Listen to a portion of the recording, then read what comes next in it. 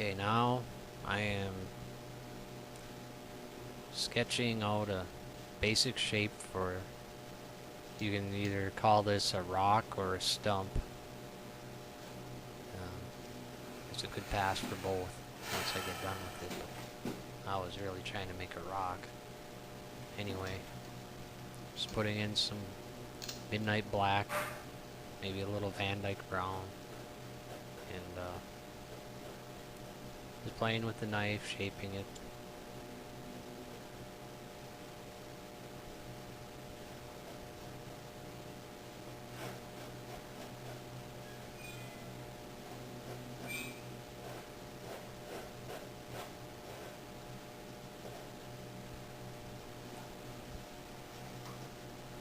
And I pretty much add, when I add the highlights, is pretty much the same color as the tree highlights. And shadow colors about the same as those reflected lights on the trees.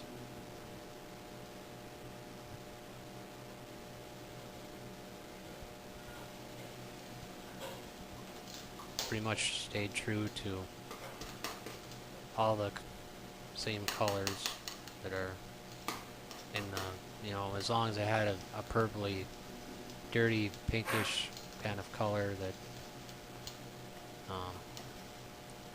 is the source of our light source. And that's pretty much everything had that kind of cast to it. Not maybe really so much the grass, but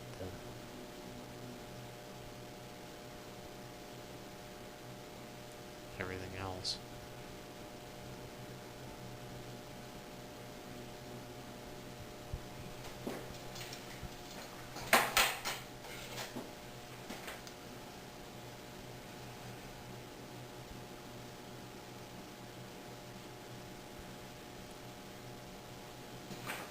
At this point, we're just putting in some finishing touches. There's a lot of things you can do in here yet. And if you put other things in here, like a waterfall, or you could have had a waterfall running through there, running past the cabin, coming around that corner behind them trees. They had a lot of big rocks and a lot of grassy spots hanging over them.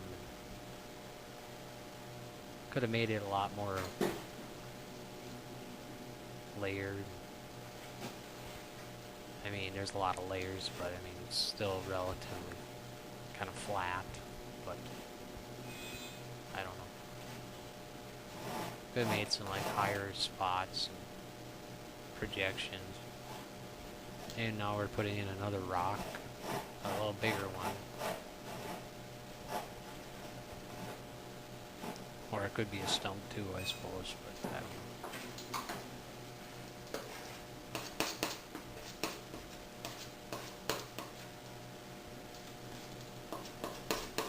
Just felt like, that's just too much grass, I don't know.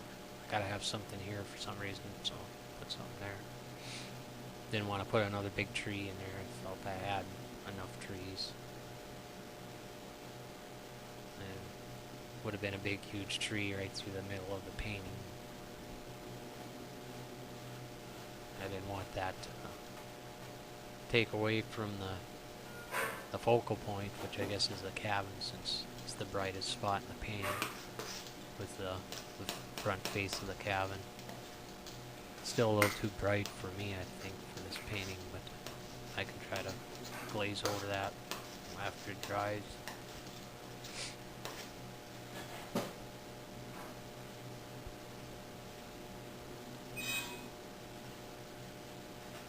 So this is kind of what I based the blueberry woods painting on when I did that. Only I was using just a couple colors, and they're a lot stronger, a lot brighter, and a totally different scene. But I mean, it's basically the same method. And, you know, a little different, some different techniques and different effects, but the same theory. And then after you get done with these, just kind of set the rock in place. You want to just kind of tap around, and it helps, you know, set it down in there into your painting. Otherwise, it's kind of just doesn't fit right. That's what you try to do anyway.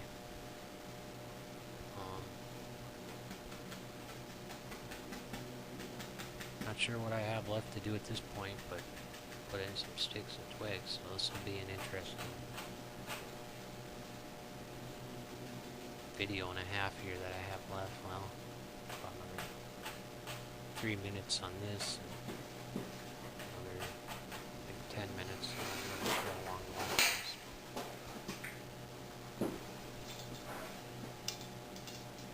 And I haven't really cleaned any of my brushes. I have about 4 or 5 of them that are dirty.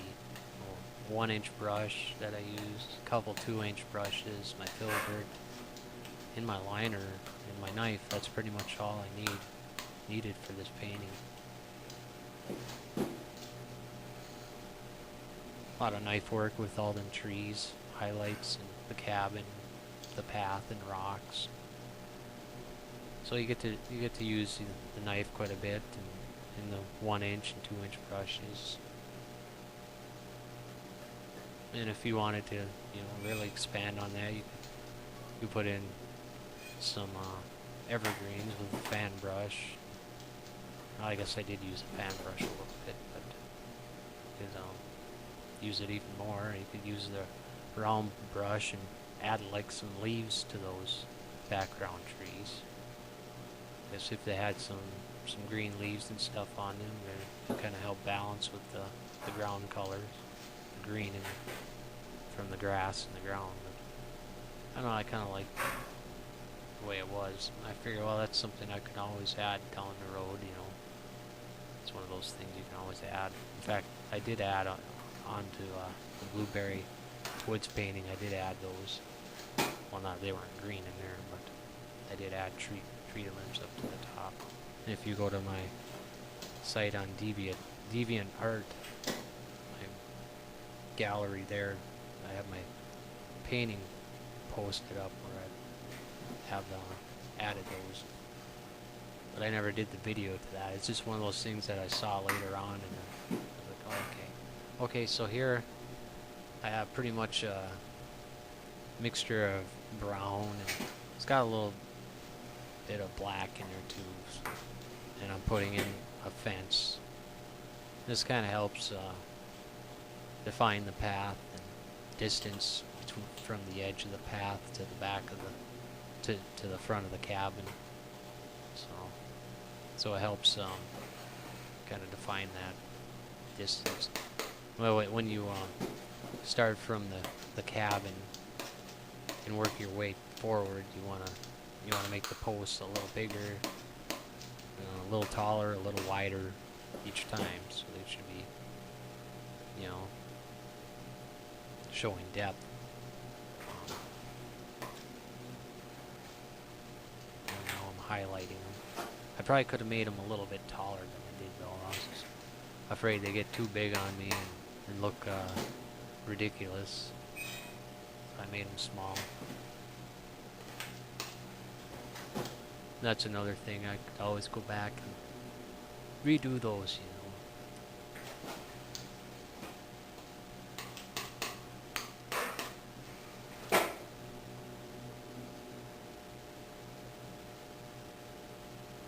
But at this point, I was trying to speed it up a little bit.